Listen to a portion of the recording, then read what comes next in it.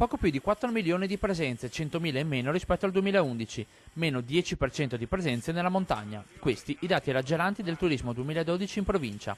Numeri ancora più preoccupanti se raffrontati con quelli diffusi dalla provincia di Trento, che a dicembre ha fatto segnare percentuali positive oscillanti dal 10 al 30%. Non ci dobbiamo stupire, commenta il presidente di Federalberghi Belluno Gildo Trevisan. Questa perdita di competitività toccherà presto anche il mare. Il consumatore fa le sue scelte e noi abbiamo scarsa capacità di aggredire i mercati. La spiegazione per Trevisan è una e chiara. Se la domanda cala, gli operatori non possono continuare a alzare i prezzi. Invece ci sono ski pass che l'anno scorso costavano 155 euro per 7 giorni. Quest'anno servono 183 euro per un titolo valido 6 giorni.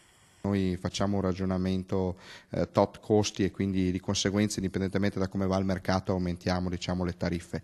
La realtà è che fondamentalmente abbiamo un prodotto in termini dal servizio ma anche nell'offerta alberghiera che è decisamente inferiore rispetto ad altre aree. Tabacchi però consiglia di prendere con le pinze i numeri. La crisi c'è ed è innegabile, ma per il turismo di montagna i dati di un intero anno sono poco significativi. Se non per la città di Belluno e la città di Feltre, ovviamente è positivo fare un raffronto sui dati annuali, mentre visto che il resto del turismo della provincia di Belluno vive sulla stagionalità, fare un raffronto sull'annualità è molto complicato, sarebbe più semplice fare un raffronto a stagione. Ma gli addetti ai lavori non sono divisi solo sui numeri. Da un lato Trevisan assicura: stiamo monitorando le località turistiche di minor richiamo dalla Val di Sole e da alcune zone meno conosciute dell'Austria e vediamo che stanno intercettando il tradizionale turismo dolomitico.